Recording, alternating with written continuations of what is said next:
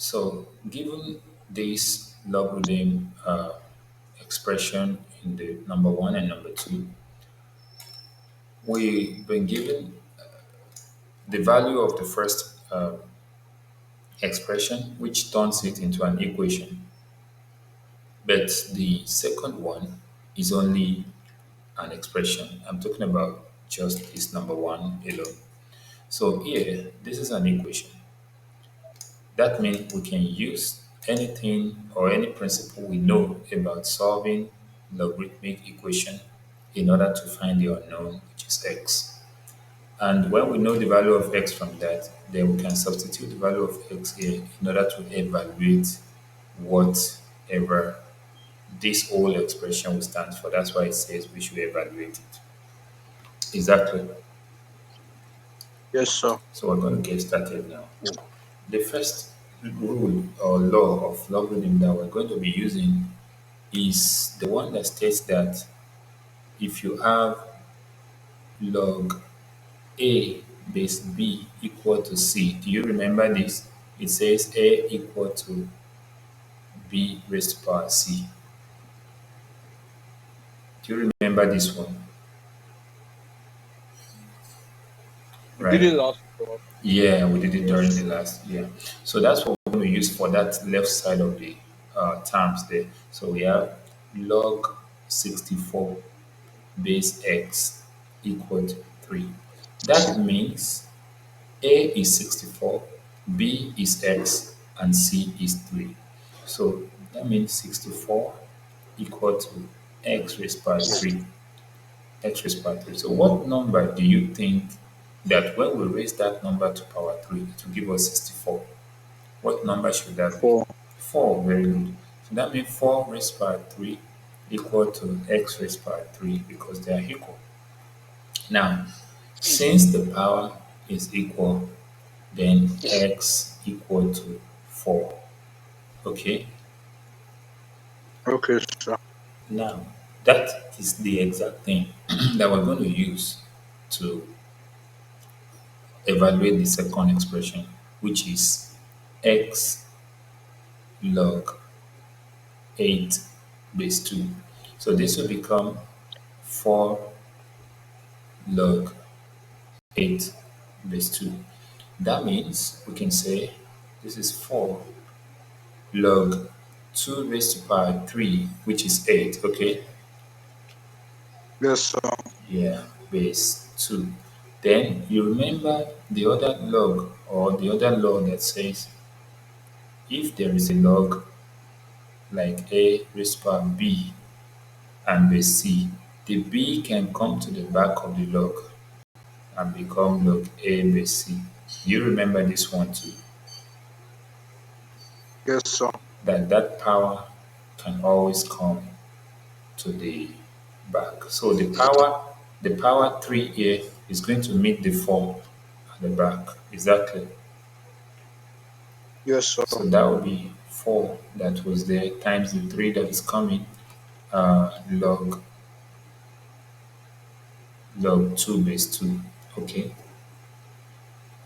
Yes, sir. Now you should also remember another law that says log of the same base must always be 1. So we can say log 2 base 2 should be 1.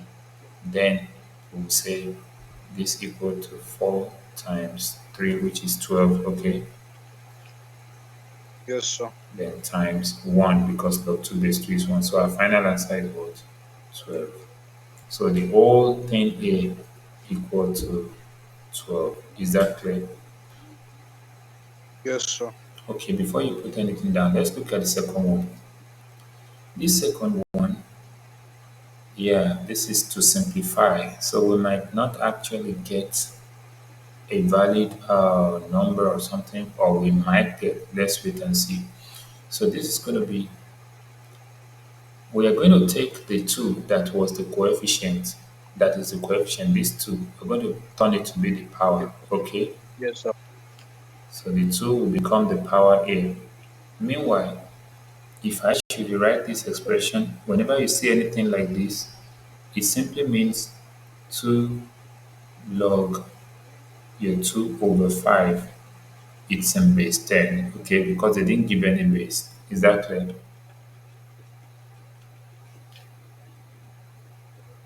Is that clear? Can you hear me? Yes, sir. Good. So 2 log 2 over 5, then base 10, minus the other side, which is log 72 over 125, also in base 10, then plus log 9. Now, I said the 2 that is the coefficient can turn to be the power. So it's going to become log, that's 2 over 5, all raised to power 2, then still in base 10, minus log 72 over, Sir. yes, yes. You want to The say third something? one, why didn't you turn to base 10? The third one, Oh, it's also why in didn't base, you turn to base 10? it's also in base 10, okay? Is that clear? I don't remember to put 10 there. Can you hear me? Yes, sir. Okay, fine. So Yes, now, sir. now, you will now remember something. Okay, let me firstly open the bracket of that square. So that will be log 2 squared is 4, 5 squared is 25, still in base 10, minus log 72 over 125, then still in base 10, plus log 9, still in base 10. Now we can combine all of this to base 10, okay?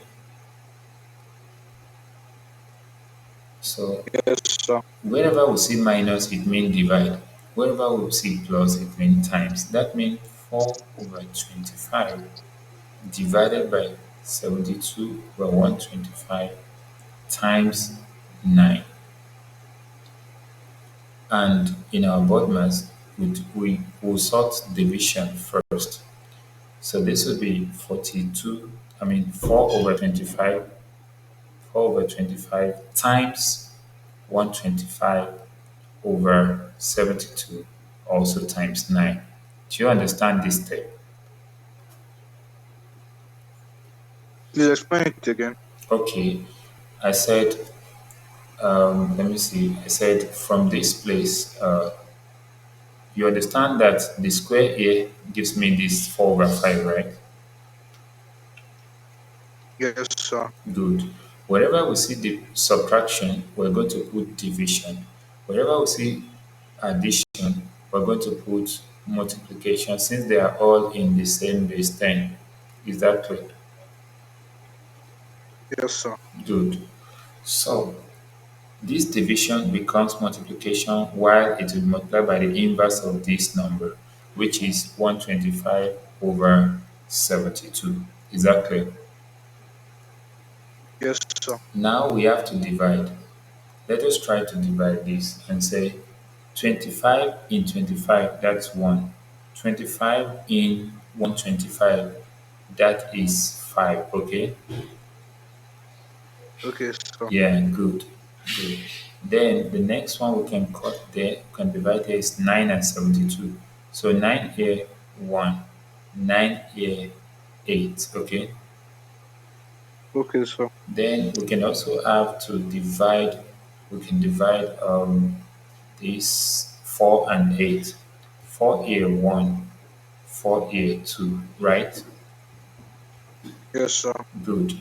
What do we now have left? We have log of, let's say, 1 times 5 times 1, which is 5, over 1 times 2 times nothing here, which is 1. So 1 times 2 is 2.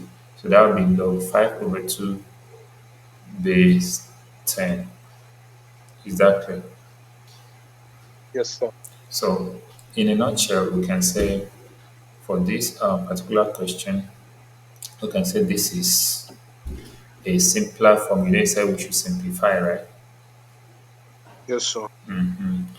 And this is a simpler form. So if we now know log 5 and we know log 2, then we can subtract and say, okay, this is log 5 base 10 minus log 2 base 10. Okay. So let's assume Yes, sir. like the other question that they used to give us, and they give us the value of some logs. Then we just subtract those values and get our final answer. Is that clear to you?